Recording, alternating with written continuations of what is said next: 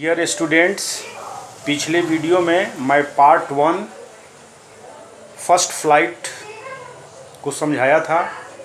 आज मैं आप लोगों का उसी का पार्ट 2 द ब्लैक एरोप्लेन समझाने जा रहा हूं, जिसके राइटर फ्रेडरिक फ्रॉस्ट हैं।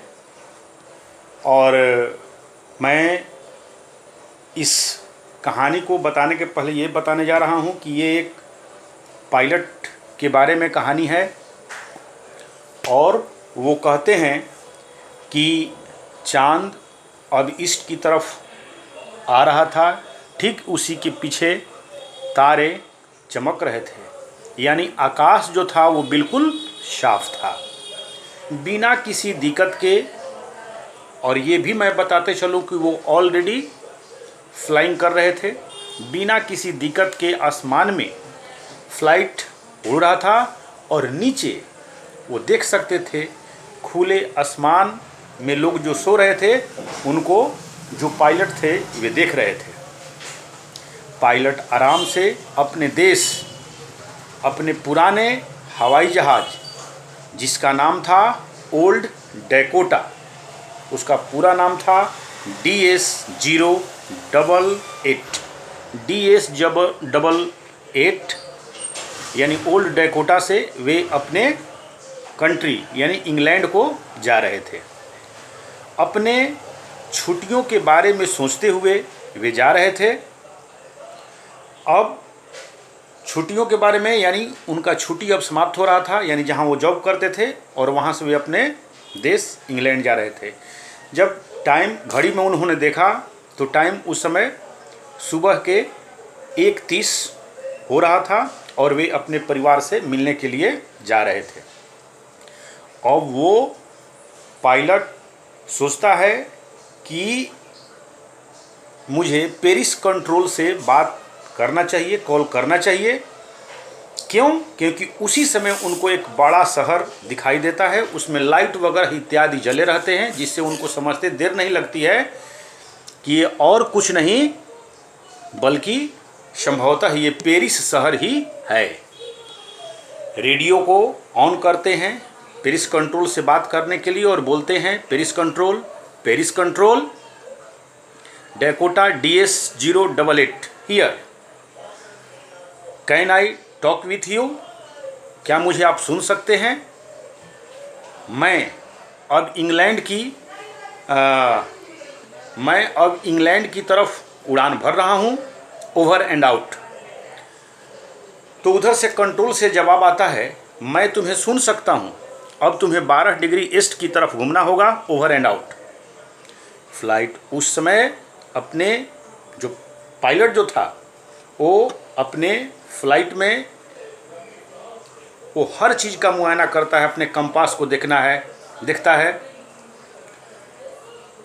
और फ्यूल को देखता है और डायरेक्शन को देखता है। क्यों? क्योंकि वहाँ कंट्रोल से बताया जा चुका था कि आपको 5 डिग्री ईस्ट की तरफ घूमना है। और वो सारा चीज़ चेक करके वह इंग्लैंड की तरफ मुड़ जाता है। अब तक सब चीज़ें बहुत ठीक से गुजर रही थी और वे अपने सुबह के नाश्ता के बारे में सोच रहे थे और वे बोल भी पड़े, हाँ, मैं आज सुबह का नाश्ता अपने परिवार के साथ कर सकता हूँ। अब वे लगभग पेरिस से 150 किलोमीटर दूर थे। अचानक उसने एक तूफानी ब्लैक क्लाउड को देखा जो बहुत विशालकाय था, पर्वतनुमा था, जो बिल्कुल बड़ा पर्वत सा दिखाई दे रहा था। उसके पास तेल कम थे, न वो जहाज के ऊपर से गुजर सकता था एबव वे में, न लेफ्ट जा सकता था न राइट। क्यों? क्योंकि उसके हवाई जहाज में ओल्ड डैकोटा में तेल बहुत कम थे। वे सोच रहे थे कि मैं पेरिस कंट्रोल से अब बात करूं और इस चीज़ के बारे में मैं उनसे बात करूं, लेकिन उनको तो अपने यहाँ यानी इंग्लैंड अपने परिवार के साथ भूत जाने का सवार था और वहीं नाश्ता करने का मन था। बस वो न आओ देखते हैं न ताओ देखते हैं, बस अपना एरोप्लेन उस क्लाउड में उस अपने प्लेन को क्लाउड के अंदर लेकर के चले जाते हैं। जब वो क्लाउड के अंदर जाते हैं तो उन्हें कुछ दिखाई नहीं देता है। उनकी नज़र उसी समय कंपास पर पड़ती है। कंपास उनका जो है चारों तरफ घूम रहा था, गोल गोल गोल गोल घूम रहा था। उनके आँखों के ऊपर विश्वास ही नहीं हुआ। क्यों? क्योंकि उनको डायरेक्शन ही पता नहीं चल रहा था। रेडियो को ऑन करके भी पेरिस कंट्रोल से बात करने की कोशिश की, लेकिन सब बेकार, वो भी काम करना बंद कर दिया था। फिर उसने एक दूसरे एरोप्लेन को देखा जिसके विंग्स में यानी डायने में कोई लाइट नहीं थे। साथ साथ एरोप्लेन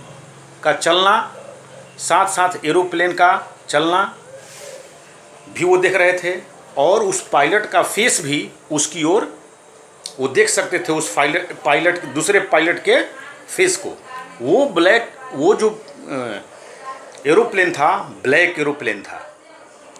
ठीक, फिर वो पायलट इनकी ओर देखते हुए हाथ हिलाया यानी वेव किया और बोला फॉलो मी, यानी तुम मुझे फॉलो करो, यानी मेरे पीछे पीछे तुम आओ। ये समझ गए शायद वो मेरी मदद करना चाह रहे थे। वो पायलट अचानक नॉर्थ डायरेक्शन की ओर घुमा। वे अचानक और क्या देखते हैं कि वो फिर कुछ देर के बाद, लगभग आधे घंटे उड़ान भरने के बाद, वो हवाई जहाज़ जो था, ब्लैक एरोप्लेन जो था, वो नीचे की ओर जाने लगा। अचानक उनको 2 स्ट्रीट लाइट दिखाई दिया। वो और कुछ नहीं था बल्कि वो एक हवाई जहाज़ की पट्टी थी, यानी रनवे थी, जिस पर कि उतरा जा सकता था।